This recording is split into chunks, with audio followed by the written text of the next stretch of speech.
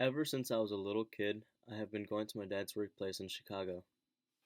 I fell in love with his job the first time I got to go for Bring Your Child to Work Day. During the summers, my dad would take me with him to side jobs he would have, and I learned how to do all the basics in air conditioners and heaters. One day during my college applications, I realized that engineering was not for me. Even though I enjoyed doing parts of it, I had to limit my search for schools with engineering and began looking for schools with a physical therapy program or something similar. The whole time I felt like I was failing to reach my father's expectations of me just to be like him, but I knew it was a better route for me. I asked my dad if I could have a talk about my college search, and he instantly had that look like he already knew what it was about. I started it off. I've been thinking about my major, and I think I'm more interested in kinesiology now. But you've always dreamed of being an engineer, shouted my dad back at me. I felt like I had broken a little piece of his heart, so I explained to him my reasons. Engineering is extremely tough, and the courses I would have to take in college seem to be way out my league. You're really smart. I know you can do it, exclaimed my dad. It was hard to explain to him the difficulties I knew I would have. My dad never went to college, so he doesn't have much of an understanding about the college level courses.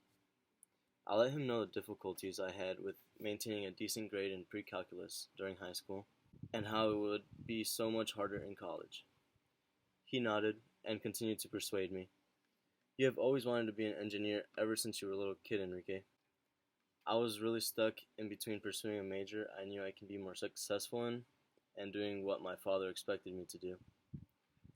I thought about my options all day long, and it was extremely tough to come to a decision. I tried to make him realize I had moved on, and engineering wasn't even an option for me anymore. I'm doing what's best for me, I explained, but he didn't seem to be on the same page as me. He kept trying. You will make a lot of money in engineering.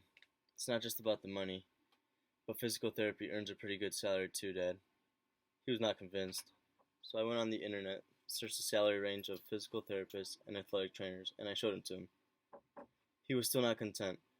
I didn't know what else I could say or do to show him it was a great field to go into as well. He started to tell me more info about engineering. He explained how that type of job is always hiring and expanding. I pulled up growth rates of physical therapist jobs and engineering jobs to contrast them, and they were pretty close. I couldn't get my dad to understand, so I needed a new pair of ears. I called my mom into the conversation. What's going on, guys? She asked. He doesn't know what he's talking about, said my dad while rolling his eyes. My mom was confused. She didn't know what in the world we were talking about. I explained to her that I had decided to change my field of study from an engineer to a physical therapist. He thinks that being a physical therapist is better than an engineer, said my dad. No, I don't think either is the better job. I decided to go into this field because I believe I would be able to do better here. I gave them the full story on how pre-calculus went for me. First semester, I did pretty well for the most part. Second semester started off okay, but once volleyball season started, it took a turn. I stopped completing my assignments, and I fell behind in class. It was tough to maintain a good grade, maybe because I'd rather sleep than do anything else. I can't imagine how difficult it would be in college. Practice would be more frequent, but would start even earlier, plus lifting too. Even though I was able to raise my grade at the end, it was not fun at all. It took the very little free time I had away. That does sound like a lot to handle, and it was for only one class. He was finally beginning to understand.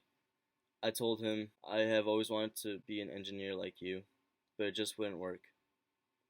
Whatever it is you decide to do, we will always be here to support you, said my mom. She's right, son. I'm sorry if I was a little hard-headed. We are here for you in anything you need.